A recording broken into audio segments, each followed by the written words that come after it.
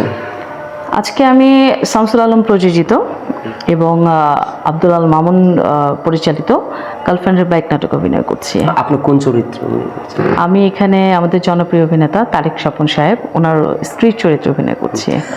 এমন কিছু শুটিংয়ের স্মৃতি আছে যে আপনার, যেটা আগে কোনো সময় বলেন নাই, কোনো ইন্টারভিউতে বলেন না? হ্যাঁ, আমি অবশ্যই সেই জিনিসটা আমি প্লেস করব, কারণ আজকে শুটিংয়ে আমি অনেক শুটিংয়ে তো গিয়েছি, টিভিসি বলেন, নাটকে বলেন, বা নিজে প্রযোজনা করতে গিয়েছি, বাট আজকের যে ফিলিংটা সেটা অন্যরকম একটা ফিলিং। কারণ আজকে যারা আমরা কাজ করেছি সবাই বন্ধু সুলভ এবং খুব এনজয়ের মধ্যে আজকে আমাদের দিনটা পালিত হয়েছে। মানে সবাই খুব পোলাইট, সবাই খুব বন্ধুর মতো, এবং দুষ্টামি, এনজয়মেন্ট সব কিছু আজকে ছিল। এই জন্য আজকের প্রতিটা মোমেন্ট আসলে ধরে রাখার মতো। আজকে সারাদিনে আমি হাসি খুশিতে ছিলাম, যার জন্য সময় কিভাবে চলে গেছে সেটা বোঝাই যায়নি। এই যে নতুন আর্টিস্ট নিয়ে কাজ করাটা কেমন প্যারা মনে করছে? আমি প্যারা, এটাকে অবশ্যই প্যারা হিসেবে দেখি না। দেখেন, আমাদের যারা স্টার আছেন, শাকিব খান থেকে শুরু করে আফরান নিশো থেকে শুরু করে অপূর্ব থেকে শুরু, তারাও তো একদিনে তৈরি হয়নি। তো বেসিক্যালি তাদেরকে ডে বাই ডে স্টেপ, তারাও তো শুরুতে এতটা মানে স্ট্রাগল করেই তো তারা আসছে, এতটা পোলাইটলি অভিনয় তারা করতে পারেনি। তো আপনাদের তো নতুন করে নতুন জেনারেশনকে সুযোগ দিতে হবে। তারা যত কাজ করবে তত বেশি শিখবে, আমাদের বাংলাদেশ তত বেশি রিপ্রেজেন্ট হবে। একটা ভালো অভিনেতার উপর কিন্তু একটা আমাদের বাংলাদেশের যে সংস্কৃতি সেটা কিন্তু নির্ভর করে।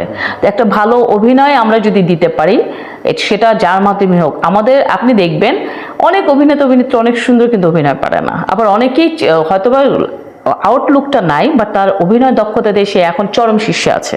তো সেরকম কিছু বাস্তব প্রমাণ আপনাদের কাছেই তো আছে, যারা যারা বড় বড় অভিনেতা, তো তাদেরকে দিয়েও কিন্তু বাংলাদেশকে মানুষ চিনতেছে।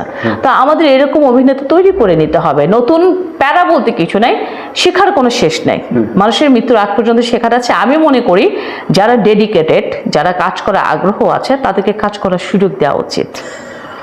পর্দায় আপনার হাজবেন্ড একজন পুলিশ কর্মকর্তা, উনি চরিত্রটা কি ওখানে একজন সে পুলিশের সার্জেন্ট হিসেবে দায়িত্বরত আছে। উনি এই যে পুলিশ নামটাই শুনতে পারে না, পুলিশে কি ঘুষ খায় নাকি আপনার বাসায় এসে বলে যে আজকে এটা মামলা দিয়েছে? আসলে আমাদের হাজব্যান্ড ওয়াইফের যে বিষয়টা, সেটা হচ্ছে আমি এখানে একটু খুব রাগী ওয়াইফ হিসেবে এখানে প্রেজেন্টেশন করেছি।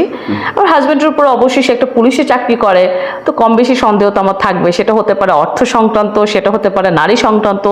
তো সেই কারণে তাকে আমার অনেক প্রশ্ন করার থাকে যে তুমি কি করেছো, আজকে কি হয়েছে, কি কোনো মেয়ের দিকে তাকিয়েছে কিনা, অনেক খুনসুটি তার সাথে আমার থাকে। তো সেই বিষয়টাই আমাদের গার্লফ্রেন্ডের যে বাইক নাটকে কম বেশি তার সাথে যে আমার খুনসুটি বা তাকে একটা সন্দেহ প্রবণতার দিকে আমরা মেয়েরা যে অনেক সময় হাজবেন্ডকে দেখি, সেটারই কিছু প্রতিফলন নাটকে আপনারা দেখবেন। কিছুক্ষণ আগে আপনি বললেন যে আপনার হাজবেন্ড কয়টা মেয়ে দিকে তাকাইছে, কয়টা মেয়ে দিকে তাকাইছে, বাসায় এসে কি বলে?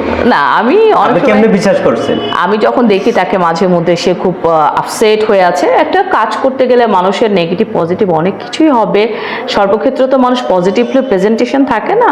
তো সেক্ষেত্রে আমরা মেয়ে মানুষের একটু সন্দেহ প্রবণতা ওয়াইফরা থাকি। সারাদিন হাজব্যান্ড যদি ফোনটা না ধরে, এই তুমি কোথায় ছিলা, তুমি কেন ফোন ধরছো না, অনেক সময় আমরা ভিডিও কল দিলে সে না ধরতে পারলে আমাদের অনেক সন্দেহ প্রবণতা জাগে, এই তুমি ভিডিও কল দিলাম ধরলা না কেন, কোথায় ছিলা, কোনো মেয়ের সাথে ছিলা কিনা। আসলে তার চারিত্রিক দিকটা যে আমরা ধরি, এই আমাদের জন্য তারা যে যা করছে একটা স্বামীরা, সেটা তো অবশ্যই, এটা আসলে কখনো আমরা মানে যত কিছুই বলি এটা স্যাক্রিফাইস করার মতো না।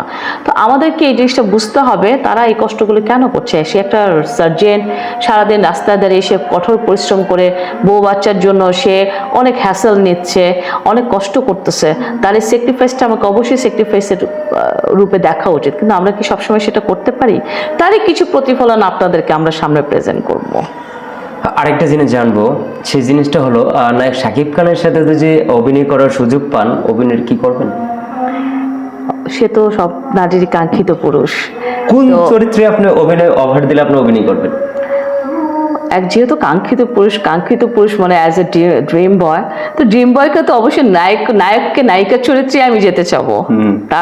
সে যদি বলে আমাকে সে এভাবে দেখতে চাচ্ছে, তো তার লুকে তার দৃষ্টিতে আমি যেরকম সে চাচ্ছে সেরকমই আমি হওয়ার চেষ্টা করব। কারণ সে তো আমাদের দেশের একটা অ্যাসেট, এবং শুধু কাঙ্ক্ষিত পুরুষ না, তার অভিনয়, তার স্টাইল, তার অ্যাটিটিউড, তার বিহেভিয়ার সবকিছু দিকে আমরা তাকে বেস্ট মনে করি। হ্যাঁ, তো দ্যাটস ওয়াই শাকিব খানের যদি কখনো অপশন আসে, ইনশাল্লাহ আমি আমার সর্বাত্মক I should try my level best. Offer কি কোনো সব মুভিতে অফার পেয়েছেন যে আমি 2টা মুভিতে অফার পেয়েছিলাম। সর্বপ্রথম যখন আমি একদম স্টুডেন্ট লাইফ, তখন মানে ম্যাট্রিক দিয়েছি, তখন মাটির ময়না একটা ছবি হয়েছিল, সেটাতে ফেরদৌসের সাথে একটা বিপরীত অভিনয়। বাট সেখানে যে কোনো কারণে আমার লেখাপড়া বসতে, যেহেতু আমি তখন স্টুডেন্ট ছিলাম, পাশাপাশি আমার ফ্যামিলিও তখন এতটা অ্যাপ্রিসিয়েট করেনি, আমি স্টুডেন্ট, আমার এডুকেশনের উপর চাপ পড়বে, দ্যাটস ওয়াই করা হয়নি। এরপরে আমাদের সোহানুর রহমান সোহান ভাই আমাকে নিয়ে খুব কাজ করতে চেয়েছিল। তো আমি কিছুদিন আগে একটা ছবি হওয়ার কথা ছিল, যেটা বর্তমান সরকার ঝামেলা হওয়ার কারণে হয়নি, ওটাতে আমি কাস্টিং ছিলাম। ছবিটার নাম ছিল স্বপ্নচূড়া, যেটার প্রযোজনায় ছিল একরাম খান, আর এটার পরিচালনায় ছিলেন আমাদের মাসুম পারভেজ রুবেল ভাই। ওটাতে আমি কাস্টিং করাছিলাম, বাট ছবিটা কোনো কারণে মানে অনুদানটা পাইনি, মানে ঝামেলা হওয়ার কারণে। সোশ্যাল মিডিয়াতে আমরা যেটা দেখতে পাই, শাকিব খানের সাথে মুভি অফার দিলে ওনার সাথে যে আপনার সময় কাটাতে হয়, সেই জিনিসটা কতটুকু আপনি বাস্তব মনে করেন? আমি ওনার সাথে মুভি করতে গেলে বলে প্রেগনেন্ট হয়ে যায়, এই বিষয়টা কেমন ভাবে দেখছেন? এটা তো আসলে কি আপাত দৃষ্টিতে, বাইরের দৃষ্টি থেকে যদি আমরা দেখি, আমাদের অনেকে অনেক কিছু বলবে, প্রত্যেকটা মানুষ, আপনার একরকম অভিমত থাকবে, আমার একরকম অভিমত থাকবে। মিডিয়া জগৎটাই এমন, আমাদের দৃষ্টিভঙ্গি, আমরা দৃষ্টিভঙ্গিটা কি, যে শাকিব খান বিয়ে করেছে 2টা, হ্যাঁ, বা শাকিব খান কেন, এভেলেবেল মানুষ করছে না, 2টা বিয়ে করছে না। তো সমস্যাটা আমি শাকিব খানের যতটুকু, হ্যাঁ শাকিব ভাইয়ের আমি সান্নিধ্যে ছিলাম, আমি তাকে কাছ থেকে দেখেছি, খুব